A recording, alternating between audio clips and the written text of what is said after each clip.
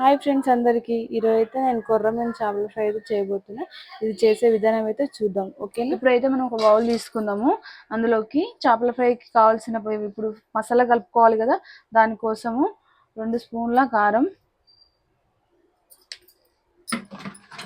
1 spoon పసుపు, కొంచెం అల్లం వెల్లుల్లి పేస్టు,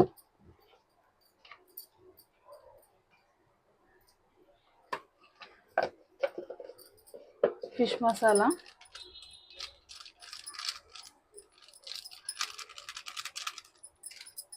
కొద్దిగా ధనియాల పొడి, అలాగే ఇందులోకి ఇంకా చెక్క ఇలాచి అవన్నీ మిక్స్ పట్టుకున్న పొడిగా పెట్టేసుకున్న అది కొంచెం,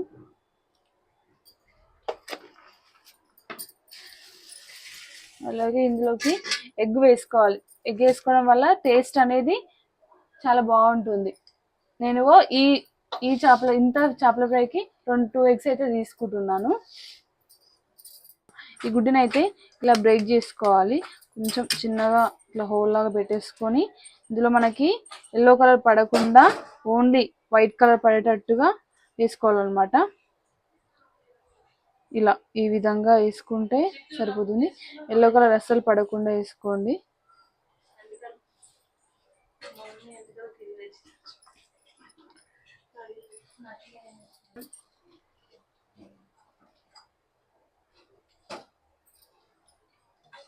ఇవన్నీ అయితే చక్కగా ఇలా మంచిగా వేసేసుకోవాలి.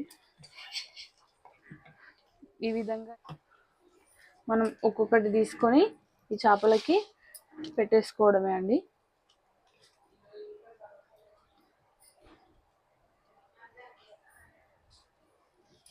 ఇదిగోండి, ఇలా అన్నిటికీ చక్కగా మంచిగా పట్టేటట్టు పెట్టేసుకున్నా. ఇదైతే మనం ఇప్పుడు ఫ్రిడ్జ్లో పెట్టేసుకుందాం. ఒక అరగంట సేపు అయ్యాక నేను ఫ్రిడ్జ్ నుంచి అయితే మంచిగా తీసేసాను.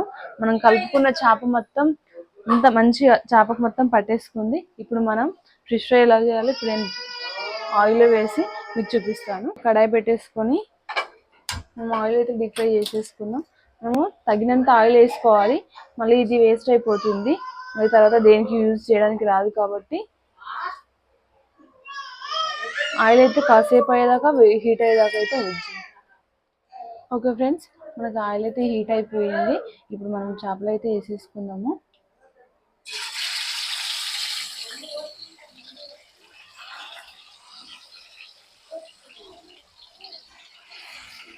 కాసేపు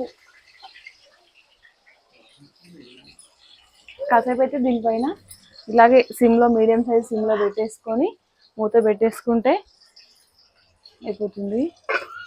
ఒక 2 మినిట్స్ దాకా ఇట్లా పెట్టేద్దాం. ఓకే, అంతలోపు ఇవి మనకి వేయేలోపు మేమైతే కొన్ని న్యూస్ పేపర్ తీసుకుందాం. ఎందుకంటే దీనికి చేపకు మొత్తం ఎక్కువ ఆయిల్ ఉంటుంది కదా, దాన్ని మొత్తం ఫిల్ చేసుకోవడానికి. ఓకేనా?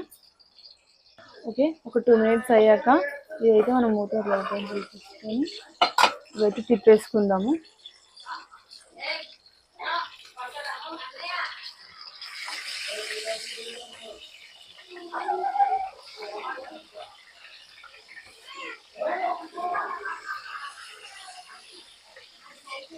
ఇలా మళ్ళీ మూత పెట్టేసుకొని మరో 2 నిమిషాలు పెట్టేసుకున్న తర్వాతకి ఇలా ఒక 2 నిమిషాలు అయ్యాక తీసేసుకొని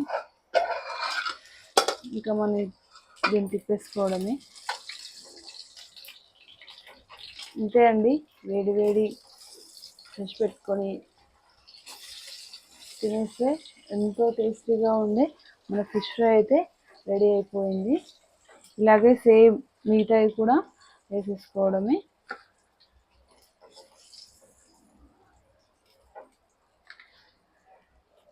ఇంకో మరో టిప్ చెప్తాను మీకు నేను.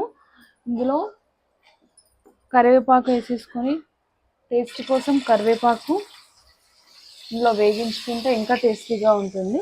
అది కూడా చూపిస్తాను మీకు నేను. ఈ కరివేపాకు అయితే తీసేసుకొని పక్కనుకున్నాము. వేడి వేడి ఫిష్ ఫ్రై అయితే రెడీ అయిపోయింది. అలాగే నా వీడియో నచ్చినట్లయితే లైక్ చేయండి, షేర్ చేసుకోండి, సబ్స్క్రైబ్ మాత్రం పక్కా చేసుకోండి.